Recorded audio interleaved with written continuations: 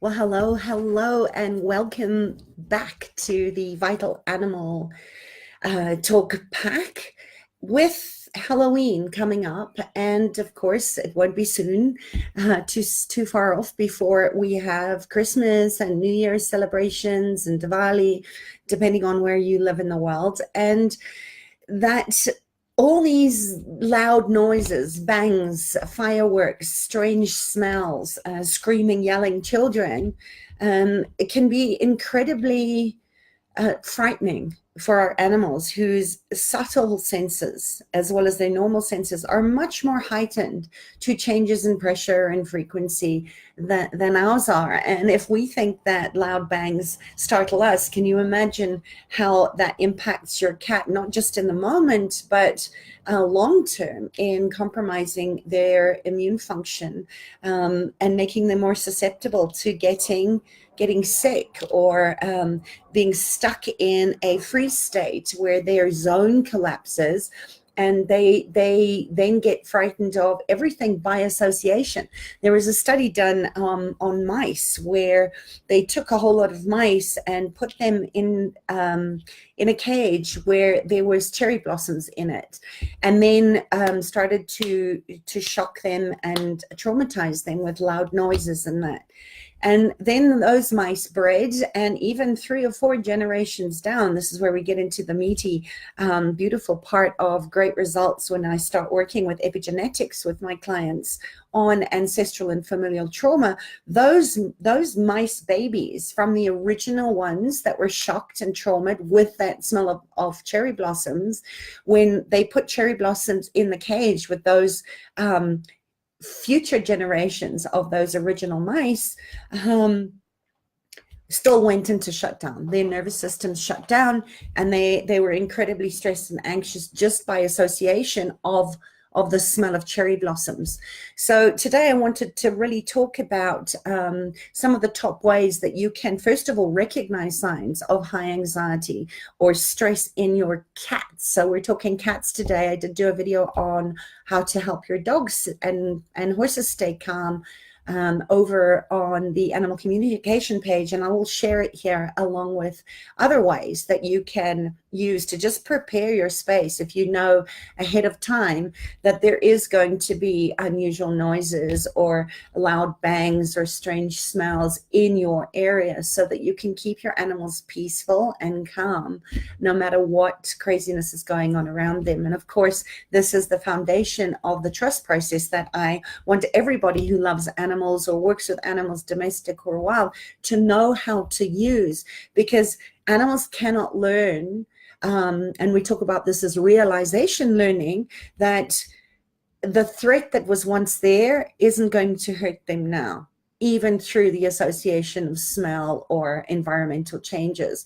And why I think it's such a necessary prerequisite for anybody that's either working with healing of animals, whether you're a vet tech, whether you're a vet, or an animal communicator, or a behavioralist, or working in a sanctuary. If you can first set the stage by saying, I'm going to hold you here. This is a safe place for you. You can rest here. I've got this. You can be peaceful and calm. Then the animals can get on with that deep healing of unresolved trauma in a way that's sustainable.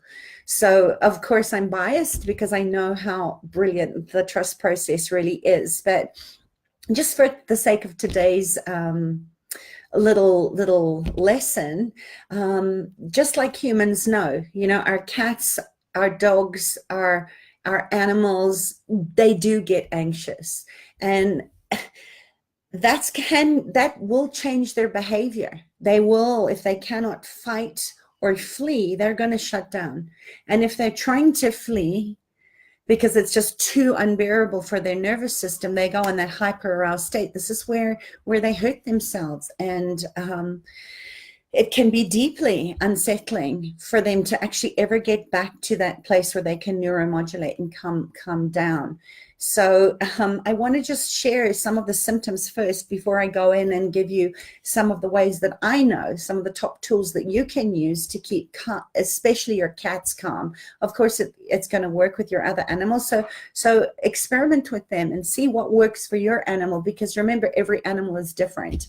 And if you haven't yet, take the dosha quiz over at sarahjanefarrell.com, because knowing your animal's primary characteristics, their predisposition, can also help you in giving them what they need. Not every animal, just like every person, is going to react to the same thing. That's why you can have two people that are in a car accident, and the one gets out and is unscathed and life goes on and they're fine, and the other person completely shuts down. And this is what we're talking about, is this is the buildup of chronic unpredictable stress. If it's left untreated, this is where you can go through a lot of traumas. And we're not just talking about big events, we're talking about the small, chronic, unpredictable ones that happen daily, that as a child or a young animal that doesn't have the leadership and the guidance of the elders to show them what to do with that, can end up showing up as chronic disease years, sometimes decades later. So some of the symptoms, depending on what type of cat you have, that they can exhibit are, first of all, hiding, especially cats. When they're afraid, when they're ill, they'll normally find a very dark, quiet place, and they'll curl up and conserve their energy and try and neuromodulate their stress physiology by doing that. So especially if they're anxious, it's really important to recognize that if this is a recent behavioral trait, what's changed in their environment? What do they know? You see this with animals like elephants and horses in the wild, and even our own animals that so closely share our physical space. They can feel the changes in pressure long before we can see the visible signs that a storm is coming. They already start to prepare themselves, which has, in a way, kept them alive through many, many sort of natural disasters, because they know, okay, we need to move to high ground, or we need to take shelter some way. So, if your animal is hiding, that could be because that's what they had to do, because they've suffered some trauma or had a tough upbringing in the past, and that's how they keep themselves safe, hiding under the bed or going to hide on top of a roof or something, especially with rescue cats that have had a lot of hardship or abuse. So it's a definite cause to know, okay, there's something that's going on here. And it can also, remember, cats especially are very good at hiding disease, hiding that they're sick, because in the wild that would mean death to them. So they're very good at hiding this, and nobody knows your animal better than you do. So you're going to pick up on those subtle shifts and be able to have the confidence to be able to create peace and calm through the trust process with your animal, and then to use some of my fast aid homeopathics like Rescue Remedy or Agrimony or whatever other Bach or essential oils, or something like CBD is fantastic in getting your animal to just relax in very stressful situations. Another symptom of high anxiety, where your cat is perhaps not coping very well, is that they almost go into that sort of obsessive compulsive traits or positions, like excessive grooming, where if your animal is spending a lot of time licking and smoothing their fur, but they're doing it to the point that they have bald spots. And I've seen this in many, many cats and birds that pluck their feathers out because they're stressed and they don't know how to neuromodulate. They don't know how to bring that stress level down. And that's probably one of the most visible flags that your cat is experiencing anxiety, and it's affecting It's affecting their immunity. It's affecting their quality of life. So stay on the lookout for any kind of excessive clumps of fur around your house, or hairballs or bald patches that are appearing on your cat or your dog's body. Another symptom to look out for, again, is when they're not shut down, they go into this fight aggression mode, because that the brain is telling them that the only way to keep themselves safe or alive is to fight back. And if you have cats, you know that their claws are going to come out. They're going to swat at house guests or strangers, and then it might just be that they're unhappy, or there's something stressing them in the house. So look at what kind of changes are occurring in the environment. So we're not talking about predictable stresses like fireworks or loud music or anything like that. We're talking about more of the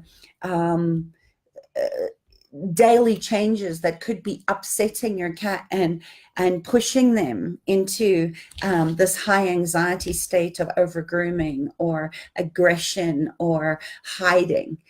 Another symptom that if you've ever had a cat that's been stressed, you probably all have, because at some point or another you would have had to get them in the crate. And of course they know before you've even got the crate out that they're going to be going to the vet, and maybe they haven't had a good experience in a vet before, that they become very, very vocal, depending again on what cat you have. I've kind of seen that over every kind of breed of cat, is that there's an excessive high pitched, very distressed frequency to the way that they meow. And it's not an over chattiness either. It's not light. It's very, very high, and it, because just like when a baby cries, a cat's frequency of telling you that they're in distress, you can't ignore it. It's that same urge that you get, that you just know that your animal is distressed. So think of it as yowling more than meowing. And if your cat is extra vocal, it's probably trying to tell you that something's off, something isn't quite right, that they are distressed. So that one's pretty obvious. And then, of course, another symptom that I see a lot is that the litter box is unused. And that's probably the most noticeable of all. If you have indoor cats, it's a little bit more difficult to see this if your cats use the garden as their outside litter box. But as soon as you start to see and smell those results, especially in the indoor cat, they might start urinating in other parts of the house. And again, this is where I think it's really important to be able to establish trust, and then look at, are there any entities attached to your cat, or are there any entities that your animal is picking up in your house? And why being able to clear entities and do work with spirit and entities, I again think is such a vital importance, to look at the unseen realms, because you might feel like nothing's changed, but you don't know what energies you're bringing into the house. And of course, a lot of times our animals can act as mirrors. So if they start urinating in different places, it could be that they're picking up on your stress as well and trying to get your attention that you need to do something.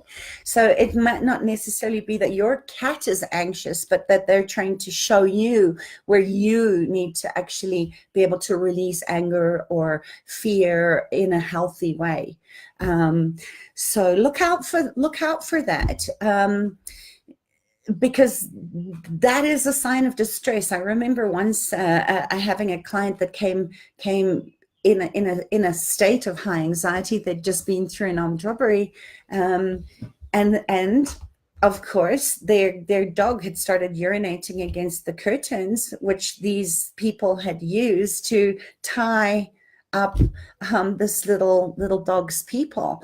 I've had other cases where cats start urinating on beds and things, because again, either they're highly anxious because something's changed in their environment, including your predisposition to not being able to neuromodulate yourself, or feeling highly anxious, or when there's a change going to happen in the house, like someone leaving. So that's sort of derived from a threat of some kind. So just know that a lot of times, if they're peeing outside of the litter box, that is a sign that something is out of balance energetically or physically or emotionally in their environment or in their bodies. They can also be telling you that they maybe have a urinary issue that you need to look at. So again, this is oftentimes they can be stressed out if there's another cat coming into the house, where they spray as a way to mark their territory because they feel like their space is being threatened. So in trying to ward off any kind of perceived danger, they'll mark their territory, and they're just asking you for some help, that they require some form of anti-anxiety therapy, and sometimes working on acupressure points or tapping out their cortices, or some of the other ways that I mentioned in the other video, can be very beneficial to help your animal create peace and calm and not do that anymore. Hi, Pam and Debbie and Helena. Nice to see you here. Okay, so I've got a couple more to go. So just give me a yes if this is resonating with you, and if this is helpful to just hear this again, because you probably already know this. But I think, depending on where we're at, sometimes we get so busy in our minds that sometimes it's just great to have a reminder of just how sensitive our animals are to change in environment. Another way that they can show this is pacing. You see this in big cats that are caged. They're pacing up and down as a high anxiety, a way to release anxiety, or they're shivering or trembling. But if your cat has a visible tremor, it's probably living in constant fear and stress. And this really needs to be addressed immediately, because it can also be a symptom of a more serious neurological condition that is developing if it isn't taken care of. And an instant way to sort of alleviate such fear is to create a space in your home that is safe and quiet for your cat to be able to escape to if things around it just get a little bit too overwhelming or too much. And also know that in addition to a tremor, that pacing, as I mentioned, that you often see in animals in captivity, they can't settle down, right? They're on high alert, and they get more and more and more wound up. You see this when we don't have a way of healthy expression of releasing the fear or the phobia. It gets trapped in the body. And if you haven't read Gabor Mate's book, When the Body Says No, I highly recommend it, because the same thing that happens as mammals, we're mammals, our cats and dogs and horses are mammals, we all share the same nervous system wiring. So whatever applies to you, you've got to sort of say, well, that's like 100 times more amplified for our animals. And then you're able to help them better.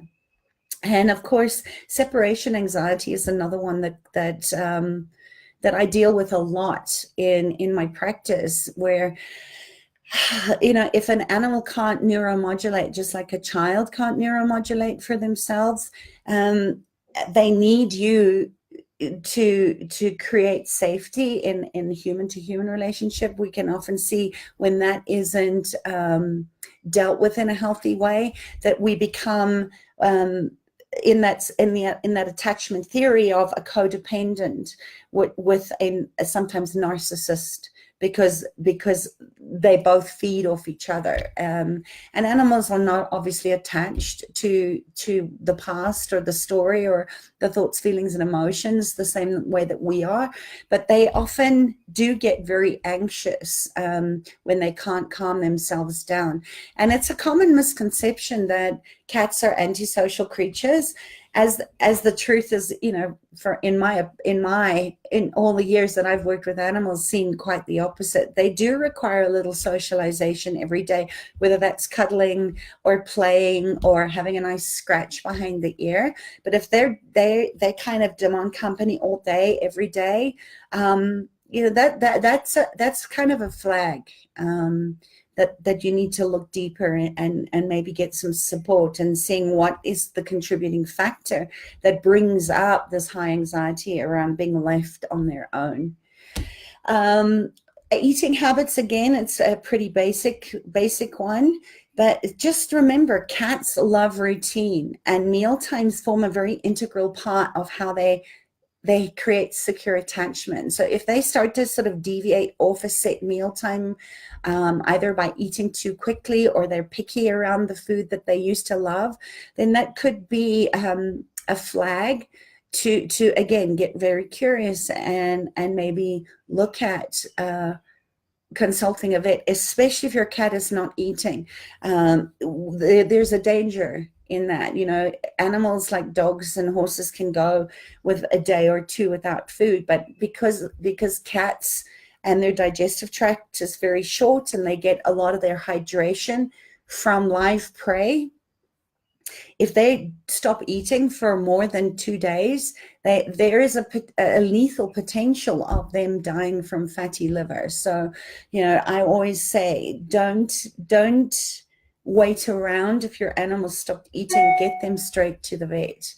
Lethargy, again, a lot of cats spend a lot of time sleeping, but you will know, because you know your animal, that if your cat used to love playing and is quite active and energetic, and they're just no longer, they just lack vitality, they're no longer enjoying playing, or they have less interest in interacting with you, that could give concern to a whole host of feline health issues. So if your cat is particularly lethargic, go to your holistic vet, because even though it could just be anxiety, a lot of times that lethargy is a red flag that there's something that a little bit more serious that could be going on there. As far as ways to support your cat in creating peace and calm, I've already mentioned that the trust process is a wonderful way, so that they actually get to realize that when you're delivering this feeling of you can be peaceful and calm no matter what's going on around you, the realization learning when they come out of a 0-point field of deep theta healing, and you or the perpetrator that they associated the old trauma with is still in there, they have to go, wow, that old belief that I had that people are dangerous, I now have to use that realization and rewire my nervous system in a different way. And then, of course, there's a lot of relief liquid that you can use in conjunction with a completely integrative holistic approach that will support your animal in keeping calm. And again, as I said, there's CBD oil, there's rescue remedy, there are certain tissue salts and homeopathic remedies that are fantastic, along with essential oils.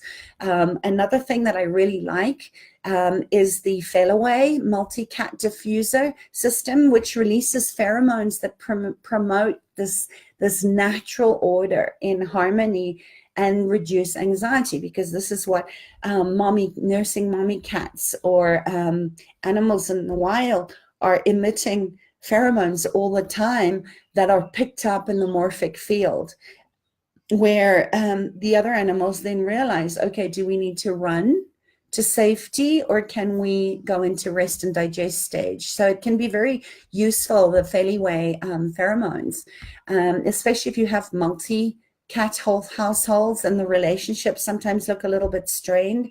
When animals die, the whole hierarchy and matrix has to change again, and that can bring up a lot of anxiety, because they all have to find a new place in the matrix if one of the family members move out. So similar to the work that we do with matrix energetics or family constellations, apply the same way and can be very helpful in settling down a multi-cat household or a multi-dog cat household. If there has been a death of a family member, whether that's human or animal, or some big trauma that's happened that's affected everyone in the house. And I mentioned that I love rescue remedy. It's got Star of Bethlehem and Rose Rock and Cherry Plum and Clematis, and I think it's Impatience that's in it. I could be wrong, but it's a beautiful blend of oils, of Bach flower essences that creates a very gentle, alcohol-free way that you can soothe your cat's anxieties if they're going on a road trip, or they have to go to the vet, or if something is going to change that you can predict happening, you can get them calm by giving them a supportive remedy like that. And of course, my choice of maintaining good immunity is CBD oil. So, you know, when you have your animals on something like that as part of maintenance, then they're less likely to get anxious when there is a high anxiety stressor that you know is coming into their lives. So I love CBD oil as well as for maintenance, but also to use in those high stress situations like you would Rescue Remedy or any of the other homeopathics that I recommend, that you can find symptom specific to particular remedies in my Pause for All whole food for healthy pets. There's a whole chapter that ended up being developed as we got the results from using different homeopathics and tree essences or essential oils. So be sure to have a look at that. All the proceeds go to my animal shelter Claw. So in helping your own animals, you're going to be helping animals in need as well. So just remember, you know, you want to be able to prepare as much as you can.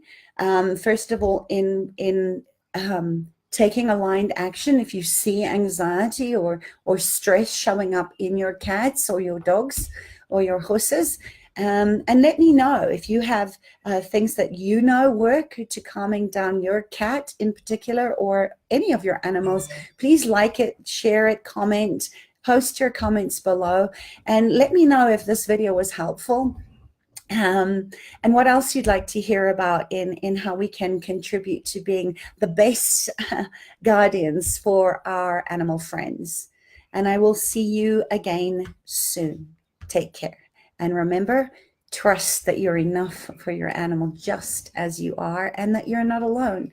It's through Facebook platforms and through my website like this that I do my best to try and give you as many resources and tips to really empower you to be your own medicine for yourself, but also for your animals. So be sure to check out the Being Human Through Animal Communication course that's available in my class, and all the other free resources in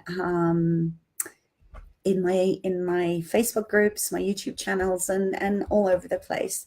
It's my pleasure, Helena. Thank you for being here, and I'll speak to you soon.